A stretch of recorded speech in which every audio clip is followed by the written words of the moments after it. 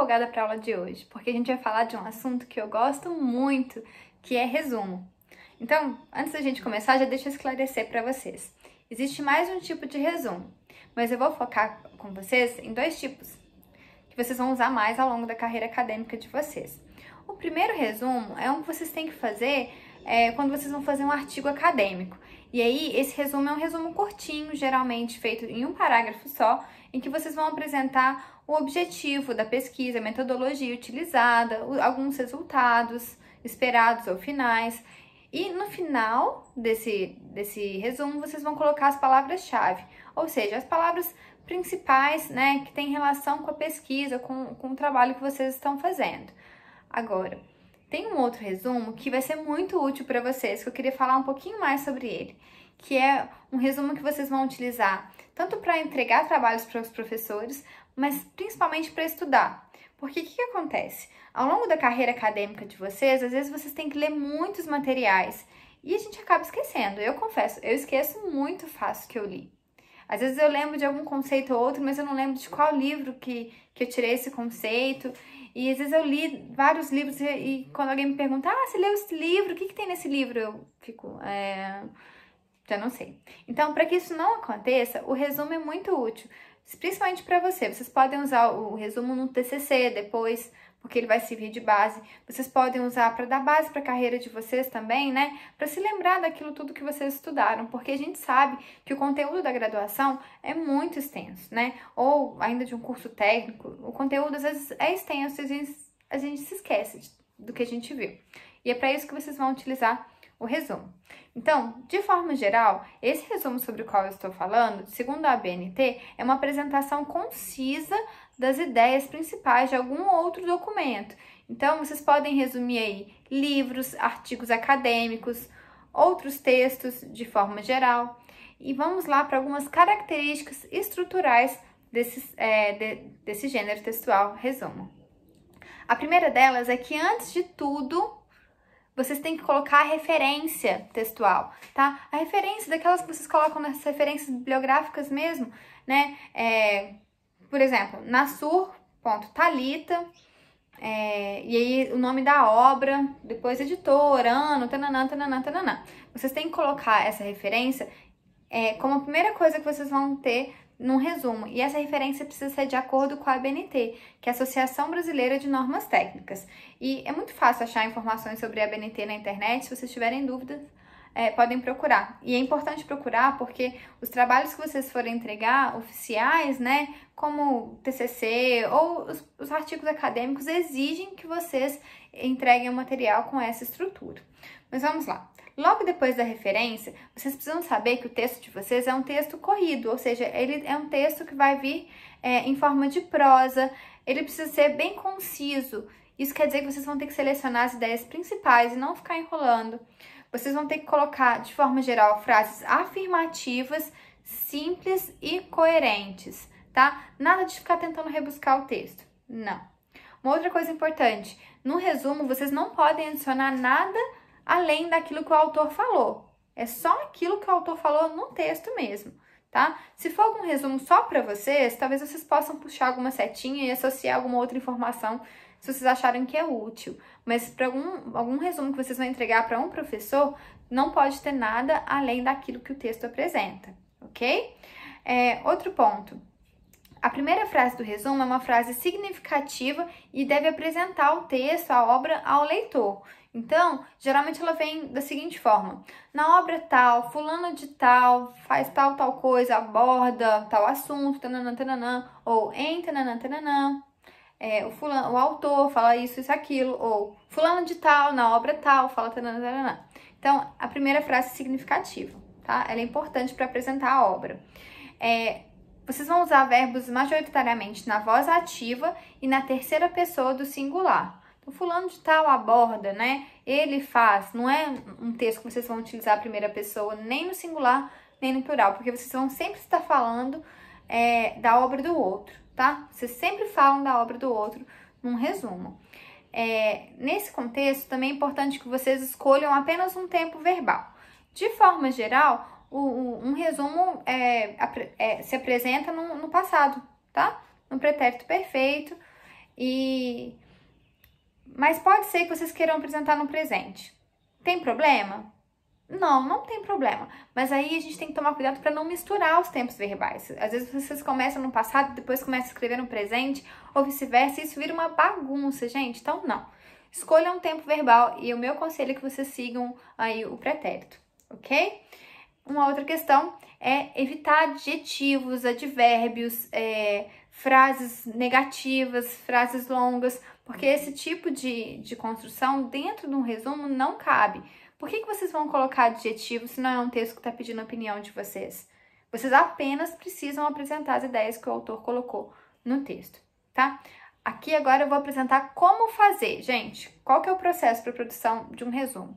A primeira questão é ler o texto mais de uma vez. Vocês não podem simplesmente ler o texto uma vez e já resumir, porque vocês precisam de ler mais de uma vez para poder separar as partes principais do resumo, tá? E aí é muito importante que vocês tenham a capacidade de entender o que é uma informação principal, o que é uma informação secundária, o que é uma informação terciária, ou seja, identificar ali no texto o que é informação principal ou aquela informação que não pode faltar, é essencial, e aquilo que é detalhe, tá? Então, no resumo, o detalhe não deve aparecer, apenas as informações principais. Lembre-se, na verdade eu não falei para vocês, mas o resumo é um texto curto, tá? Vocês querem ali justamente trazer as ideias principais. Na verdade eu falei, né, que era um texto conciso, mas esquece, vamos continuar. Outro ponto principal na hora de elaborar um resumo é que vocês têm que colocar as ideias em ordem. Então, se o autor falou A, B, C, vocês vão ter que colocar, talvez organizado por parágrafo, tá? A, B, C. Então, o autor aborda A, tananã, tananã. Em seguida, o autor aborda B, tananã, tananã, depois C.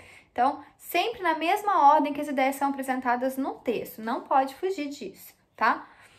Outro ponto é que vocês têm que relacionar as partes. Aí, o uso de conectivos é essencial.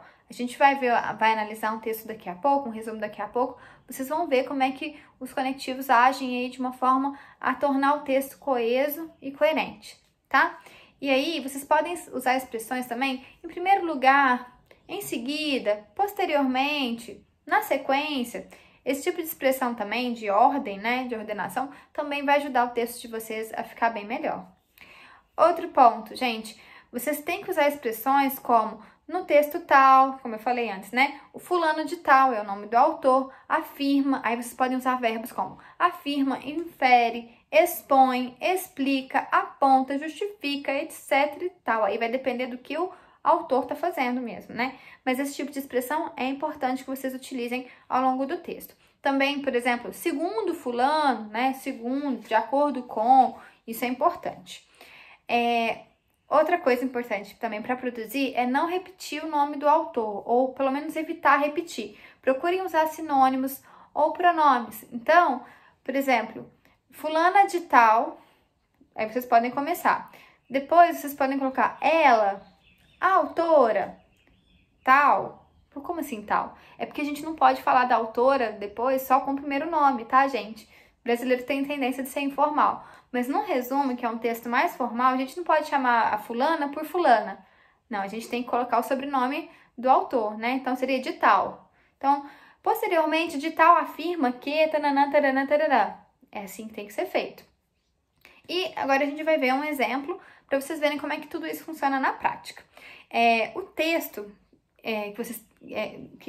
do qual esse resumo faz parte, vocês têm no PDF. Seria interessante se vocês pudessem ler o texto e depois verem o resumo. Mas se não der, pelo menos observem a estrutura do resumo, tá? Para vocês verem como é que ela funciona de uma forma muito eficiente e muito simples. Vamos lá.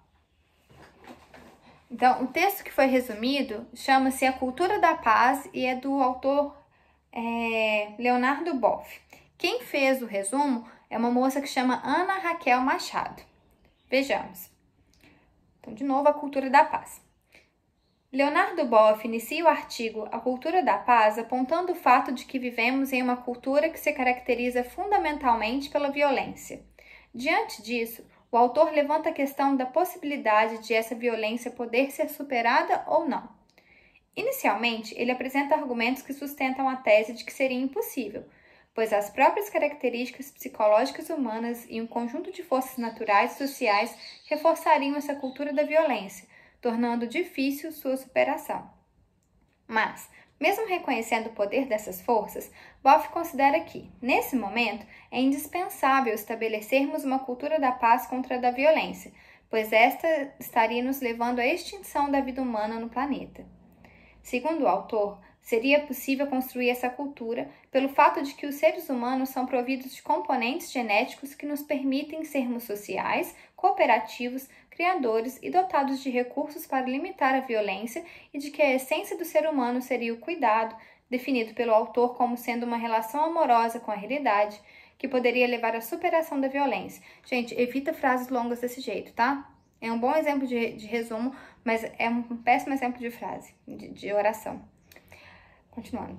A partir dessas constatações, o teólogo conclui incitando-nos a despertar as potencialidades humanas para a paz, construindo a cultura da paz a partir de nós mesmos, tomando a paz como projeto pessoal e coletivo. Então, eu esqueci de falar para vocês, gente, que além do nome do autor, do pronome, vocês podem ainda usar alguma expressão que defina a profissão dele, se vocês souberem. Então, se o autor for um professor, vocês podem colocar o professor, segundo o professor. Nesse caso, o autor usou o teólogo, porque é a profissão do Leonardo Boff, tá? Vocês podem fazer isso com o autor também, que vocês forem utilizar no artigo, que vocês vão ter que fazer o resumo. Enfim, então observem, essa questão de não repetir o nome do autor ou evitar, vejam que nós temos um texto. Primeiro, Leonardo Boff, depois ele, depois autor, ou expressão segundo o autor, ou só o sobrenome dele, Boff, como eu comentei também, o teólogo, entre outras questões. Então, vejam que isso é muito comum. Outra questão importante, né? Leonardo Boff inicia o artigo apontando, lembra o verbo que eu falei para vocês? Né? Apontar, mostrar, afirmar, tudo isso vai ajudar vocês. Então, vejam só, é um texto que não tem opinião. É um texto que apenas resume aquilo que foi apresentado pelo autor na ordem que o autor apresentou, mas isso é feito de uma forma coerente. Vejam bem, a gente tem a expressão mas, nós temos a expressão segundo o autor, que são alguns elementos que vão ajudar o texto de vocês a ficar bem estruturado, ok? Agora a gente vai partir para os exercícios. Eu vou deixar aí um texto para vocês lerem e poderem fazer o resumo, e essa vai ser a tarefa nossa da semana.